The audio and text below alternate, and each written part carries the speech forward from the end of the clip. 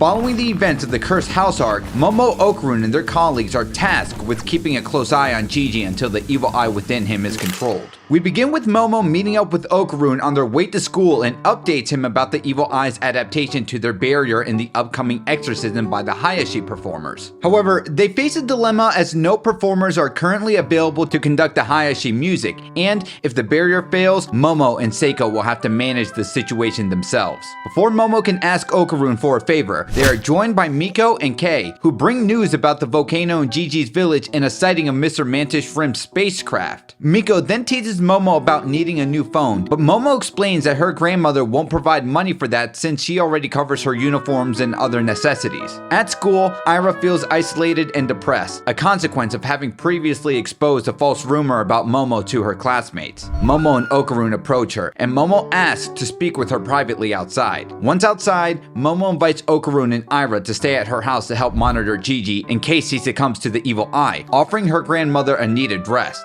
Sensing their hesitation, Momo assures them that it's okay if they decline, but this prompts Okarun and Ira to quickly agree to help. Momo worries that she might be responsible for Ira's problem with her friends, but she listens as Ira denies the allegations and clarifies that the fault lies with herself. Later, Seiko instructs Taru that he can release himself from Jiji after the talismans lose power. She cautions Jiji to be more vigilant around water and equips Momo, Okarun, and Ira with hot water thermoses to use in case Jiji transforms into the evil eye. During dinner, while everyone engages in small talk, the evening suddenly takes a chaotic turn. Jiji accidentally comes into contact with soy sauce, which triggers the manifestation of the evil eye, causing him to flip the table. Momo, Okarun, Ira, and Seiko manage to suppress the evil eye, but their struggle leaves the Ayase house in shambles. In the ensuing chaos, Ira scolds Jiji for carelessly washing his hands with cold water, while Seiko empathizes, acknowledging the situation is difficult for Jiji as well. As Momo remains by the injured Okarun's side, she voices her concerns about the increasing strength of the evil eye. She emphasizes to Seiko the importance of keeping Jiji vigilant, prompting Seiko to half-jokingly express her worry that the house might be completely ruined by tomorrow. Suddenly, an unknown group appears at the scene but is quickly confronted by Seiko for trespassing and leaves. Momo, curious, asks when the Hayashi performers are arriving, but Seiko admits she doesn't know. Shortly thereafter, as Momo and Ira engage in a brief argument over who should take charge, the same group returns and introduces themselves as the Hayashi performers that Seiko had hired, leaving everyone shocked. As the performers begin setting up their equipment, amps, guitars, and drums, Momo and the group are taken aback by their unusual appearances. Momo questions Seiko about whether they are spirit mediums. Seiko replies that while they aren't mediums, their music has the power to reach even the realm of the dead.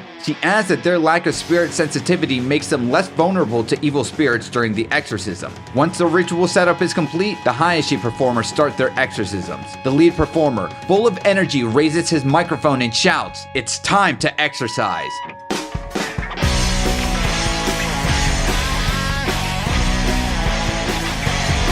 The music then erupts with such intensity and velocity that it sends pulses of energy reverberating through Momo, Okarun, and Ira, who watch with unexpected delight. Hi, DJ Miles here. These are undoubtedly some of the most jaw-dropping and astonishing panels in the series to date. Anyways, the scene shifts to show Jiji looking intense as the image of the evil eye appearing as a child materializes between him. Triggered by the ritual, Jiji's body begins to move uncontrollably. As the exorcism begins to impact the evil eye, Jiji suddenly yells for everyone to stop, claiming it's having an adverse effect. Seiko quickly orders Momo to use her psychic powers to immobilize Jiji, which unexpectedly allows Momo to glimpse into the evil eye's memories. Amidst his pleas for the exorcism to cease, Jiji reveals that he had promised to play with the evil eye, who had been confined for ages. Now free, the evil eye faces the prospect of being destroyed again. As the scene shifts to a tearful Jiji questioning, "Isn't that super sad?" as he vows to be more cautious around cold water. In response to Jiji's emotional appeal and newfound commitment, Seiko uses a fire extinguisher to douse the ritual bonfire.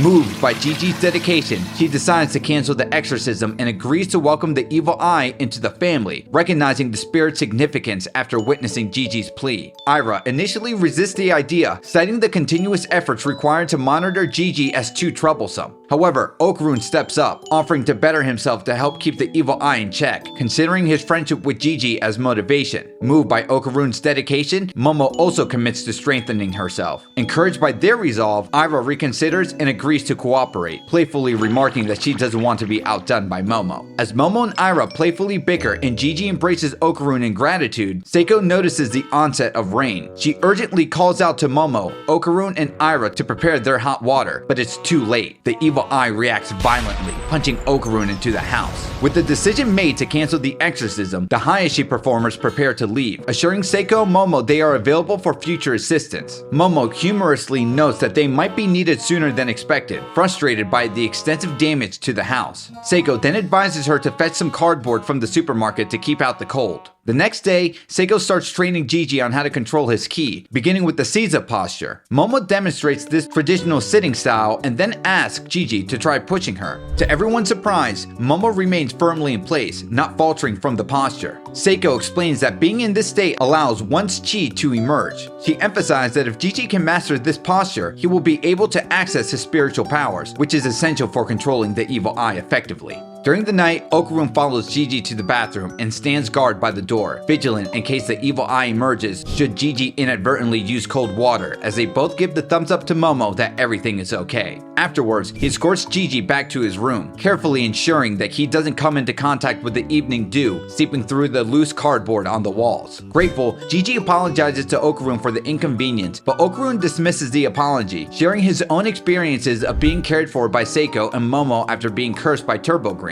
He recounts a moment when Seiko refused to accept his money, advising him to pay it forward by helping someone else in need, a gesture that inspired him to aspire to be like her. The next morning, after breakfast with the group, Momo sets off for school with Okarun and Ira. She complains about a stomach ache, blaming the cold weather and the condition of her wrecked house. Ira chimes in, teasingly telling Okarun that Momo is also a restless sleeper, which leads Momo to quickly defend herself as the two start to bicker. At school, Momo mentions her plans to get a part-time job to fund repairs for her house. Hearing this, Kei suggests she applies at Ririna's restaurant, which is currently looking for help. Later, Miko and Kei visit Okarun in class to update him on Momo's job pursuit and then drags him away to a maid cafe. There, to Okarun's surprise and embarrassment, he finds Momo dressed in a maid uniform. The surprise is mutual for Momo, and the situation becomes even more playful when she is assigned to serve their table. Kei and Miko, seizing the opportunity for fun, have Momo perform the cafe's signature spell, the Momo Tri-Beam, and captured the moment with a photo. After finishing serving her friends, Momo expresses her frustration towards Miko and Kei for embarrassing her and misleading her into believing that the job they recommended was at a restaurant, not a maid cafe. Miko and Kei prepare to leave with Okarun, but after hearing her wish to stay longer, they leave him behind with the teasing, "Have fun," understanding his intentions. Momo insists that Okarun return to Jiji, but he refuses, wanting to stay with her until her shift ends at 10, concerned about her walking home alone at night. Despite Okarun's worries, Momo reassures him that she can take care of herself and convinces him to leave. We then see Momo working diligently through the rest of her shift at the maid cafe, still slightly embarrassed about her job but earnest in her efforts. As soon as it strikes 10 p.m., Momo heads home. True to his words, Okarun arrives to escort her after her shift. As they walk home, a moment of shyness passes between them when Momo takes Okarun's hand, claiming she did so because it was cold. Both blush at the gesture. Meanwhile, back at the ISA house, Manjiro attempts to push Jiji while he maintains the Seiza posture, but without success, indicating Jiji has made significant progress in his ki training. Seiko instructs Manjiro to prepare some hot water, then tells Jiji she's going to test him by dropping a bit of soy sauce on him. When she does, Jiji manages to maintain his composure and successfully suppresses the evil eye. Though it took all of Jiji's effort to control the evil eye in that moment, Seiko congratulates him but cautions that while he may be able to handle room temperature liquids, cold ones still pose a risk. She reassures him, however, that he might be able to return to normal life soon. But the calm is abruptly shattered when, in his excitement to tell Momo about his ability to suppress the evil eye, Jiji accidentally bumps into Ira, causing her to spill her cold drink on him.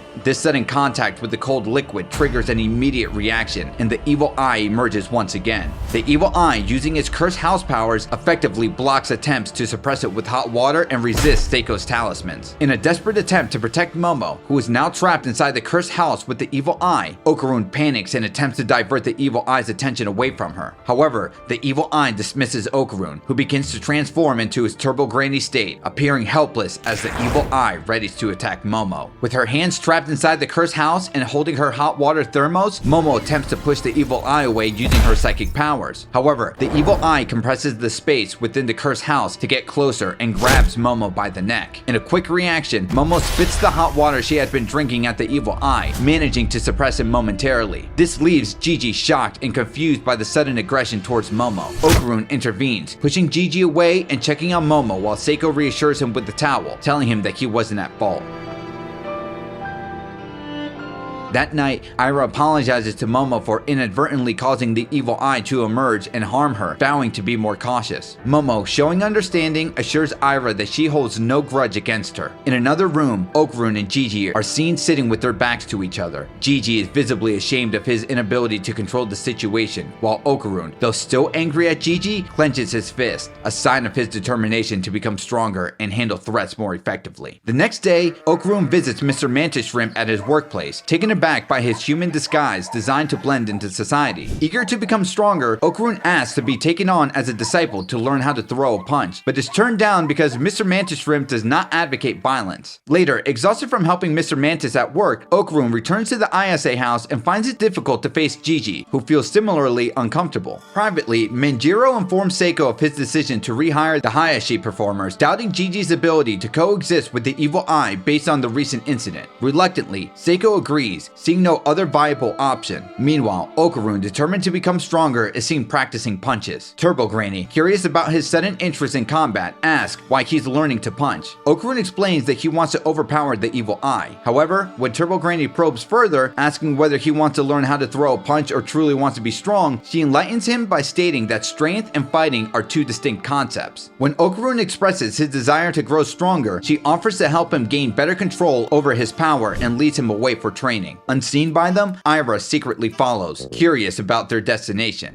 Turbo Granny takes Okarun to a school, intending to help him harness his powers more effectively. As they attempt to enter the building, Ira appears, questioning why Okarun and Turbo Granny are breaking in. Turbo Granny dismissively tells her to leave, which angers Ira. In response, Ira lashes out at Turbo Granny, using her own humorous take on the iconic "Ora ora ora ora" barrage from JoJo's Bizarre Adventure. And before you ask, yes! This is a JoJo reference! Once inside, Ira learns about Okarun's ambition to become stronger and expresses her desire to also enhance her abilities. Turbo Granny leads them into a music room, where Okarun nervously glances at a group of posters featuring old music composers. The yokai then moves to a piano and instructs Okarun to jump. After he complies, she critiques his effort as a dummy jump and explains that what he really needs to work on is his combat rhythm. Demonstrating with the piano, she points out that in the time it took for Okarun's simple jump, the evil eye could have executed 4 different actions.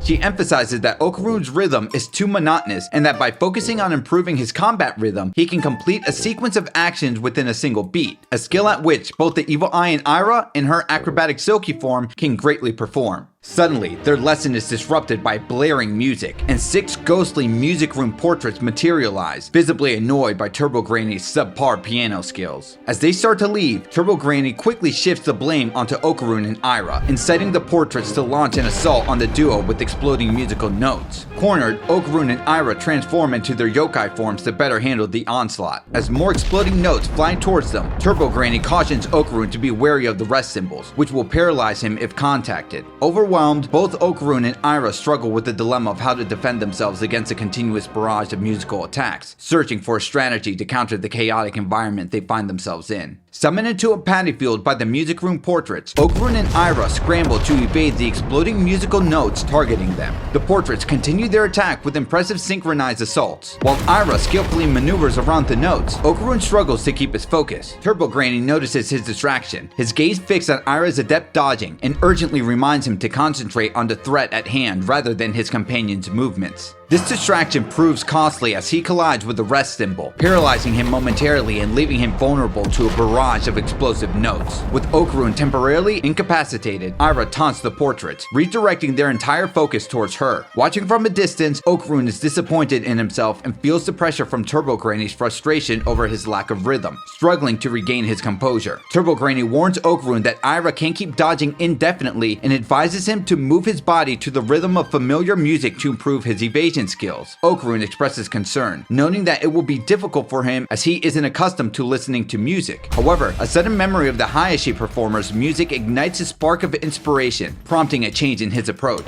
Meanwhile, Aira, increasingly anxious, notes the absence of openings to counterattack the barrage of musical notes. Compounding her troubles, her feet begin to sink into the ground. One of the portraits revealed that the field has been nearly completely tilled by the musical notes, a fact Aira overlooked while trying to evade them. Just when the situation seems dire, Okarun arrives in the nick of time, having found his rhythm and saves Aira from a potentially devastating hit. As more musical notes target Okarun, he channels the energy of the Hayashi performers, envisioning a dynamic clash between rock and roll and classical music. This moment is captured in a stunning double-page spread, illustrating the vibrant musical battle. Another impressive spread follows, showcasing Okarun's newfound rhythm as he dodges all the musical notes while carrying Aira. Turbo Granny, observing his progress, offers Okarun a backhanded compliment, acknowledging his successful grasp of combat rhythm. Aira seizes this moment to get close enough to the conductor and uses her acrobatic silky hair to effectively take him down. This decisive action shifts the battle in their favor, highlighting their growing abilities and teamwork in overcoming supernatural challenges.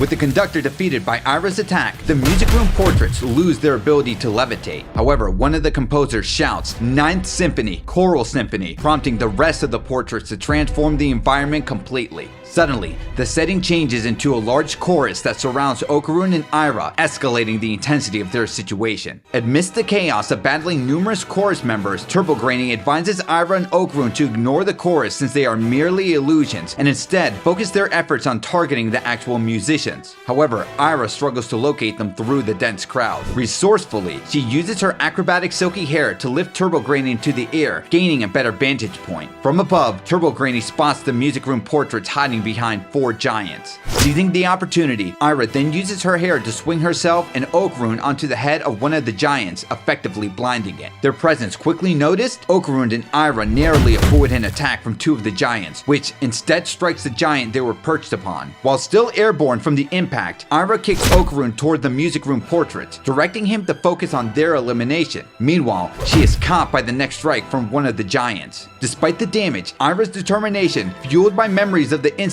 involving Momo and the evil eye, drives her to use her hair to blind the giants, causing them to inadvertently attack each other as she maneuvers around them. In the chaos, Aira manages to wrap her hair around the face of the last giant, covering it completely and suffocating him until he collapses. As he falls, Aira makes a cheeky comment, warning him to be careful not to pass out due to a lack of oxygen. Meanwhile, as Okarun dodges more explosive musical notes to close in on the music room portraits, Turbo Granny warns him to hurry or he'll be surrounded again. Okarun shares that he can only go out in his Turbo Granny form twice, and with 5 musicians to contend with, individually targeting each would be inefficient. At this crucial moment, Turbo Granny reveals that her own power can strike 5 notes in a single beat, sufficient to eliminate all the musicians. Inspired, Okarun launches a series of powerful headbutts, targeting each musician in rapid succession and ending in a synchronized attack that overwhelms the remaining portraits. With the defeat of the music room portraits, Okarun, Aira, and Turbo Granny return to the classroom, dispelling the illusion. Okarun checks on Aira and expresses his gratitude for her support during the battle. While Aira is usually quick to respond in her typical manner, she finds herself unexpectedly speechless and instead reprimands Turbo Granny when she tries to take credit for Okarun's success, causing the spirit to react angrily. Okarun also thanks Turbo Granny, who informs him that he has only begun to tap into the extent of her power. She explains that the music room portraits they encountered are tulpas, manifestations of everyone's collective fears of the portraits in the music room, brought to life when the piano is played at 2 in the morning. Suspecting some underlying scheming, Ira confronts Turbo Granny, who responds with playful banter. Meanwhile, at the ISA house, Manjiro informs Jiji of his decision to schedule the next exorcism for the evil eye to prevent further damage to others. Momo objects, arguing that Manjiro can't make this decision alone and imploring Seiko to intervene. She reminds Seiko of her words that they are a family and highlights Jiji's efforts in practicing his spiritual powers. Their discussion is abruptly interrupted when Okarun from outside shouts for Jiji to come out. Once everyone gathers outside, Momo questions Okarun and Ira about their recent whereabouts. As Ira prepares a cup of water near Jiji, Okarun boldly declares his intent to beat the evil eye to a pulp. Momo, upset by his phrasing, scolds him, insisting that this isn't a game. Okarun retorts, expressing his anger over the evil eye's attack on Momo and emphasizing the danger it poses. He acknowledges the contradiction in their group trying to accept the evil eye, describing it as super weird yet super badass, which frustrates him because it highlights his own perceived weakness. In a moment of resolve, Okarun declares his intention to confront the evil eye in combat, thus honoring Jiji's wish to protect the entity and showing his commitment to overcoming his own limitations. Manjiro initially attempts to intervene, but Seiko advises him to stand down, sensing the seriousness in Okarun's voice. Reassuring Jiji of his commitment to help the evil eye, Okarun transforms into his Turbo Granny form and confronts the evil eye, ready for battle. As a barrage of attacks hurtles towards him, Okarun dodges both the cursed ball thrown by the evil eye and a swift kick. Closing the distance quickly, Okarun attempts to strike, but the evil eye blocks his attack and counters with a kick of his own. However, Okarun agilely evades the counterattack and maneuvers behind the evil eye, swiftly launching him into the air with a powerful kick.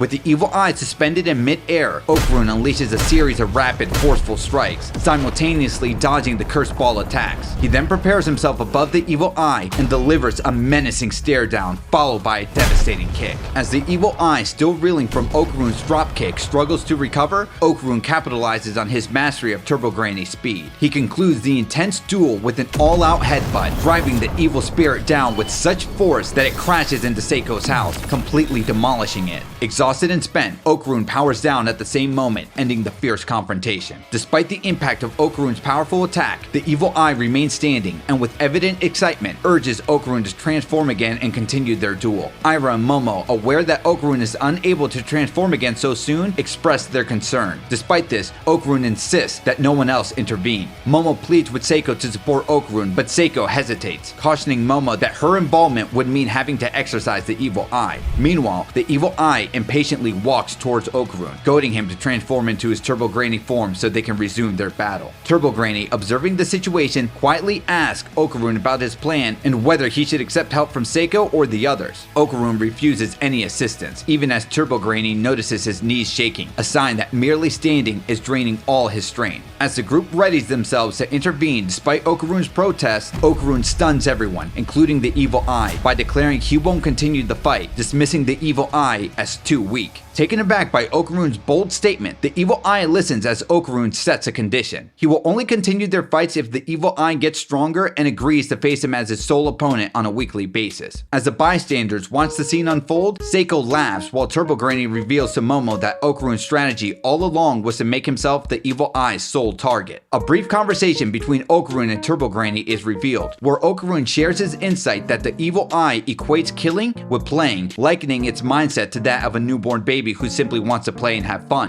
Okarun believes that if he can become strong enough to overpower the evil eye and make himself its only target, he can protect the others from harm and possibly befriend the evil eye in the process. The evil eye, before accepting Okarun's condition for their weekly encounters, symbolically hands over his underwear to Okarun, declaring its refusal to cooperate until he gets a chance at defeating him. With this peculiar exchange sealing their agreement, the evil eye relinquishes control back to Jiji until their next confrontation. Reassuring Jiji that all is well and he can resume his regular life, Okarun steps back as Jiji finds himself in an awkward predicament of being left naked. While Momo, Ira, and Hana discreetly divert their eyes, Seiko can't help but drop a witty comment on the situation. Later, Manjiro decides to secure the evil eye's underwear as a cursed object at his shrine, and Seiko cautions him to be vigilant and contact her if anything unusual occurs. Momo tells Manjiro she will visit him again, suggesting he worship the real Sushinoko, though Manjiro non-committally replies that he plans to become a sleeping bag bootuber, which Momo finds peculiar. After farewells, Seiko thanks Jiji's parents for trusting her with Jiji, but apologizes for any shortcomings in the living conditions she provided, stunning Okarun and Ira with her uncharacteristic humility. Meanwhile, Momo, suspecting Jiji feels embarrassed, catches him trying to avoid her gaze. Seiko instructs Jiji to continue his ki training and to reach out if he encounters any issues. Jiji, before leaving with his parents, apologizes to his friends for the trouble he caused and expresses gratitude for their support. Momo thanks Okarun and Aira as well, but is disappointed when Okarun's parting words are less than she hoped for, leading to a squabble with Aira, who thinks she's pressing him too much. After the guests depart, Seiko proposes a trip to the bathhouse to avoid the stress of their destroyed home, which Momo and Turbo Granny eagerly agree to.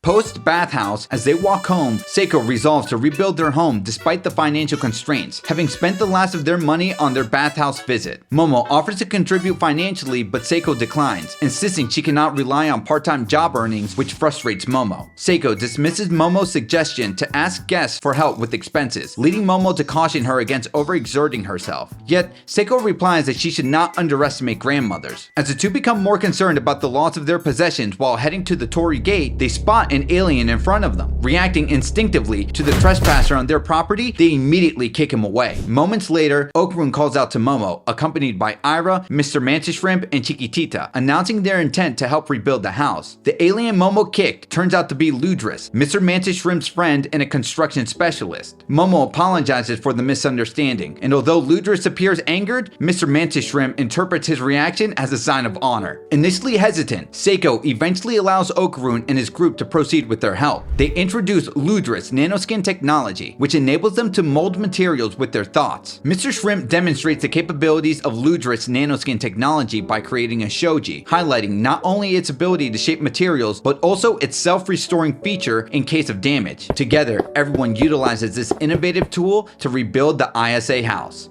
To find out what happens next, you're going to want to click on this video right here.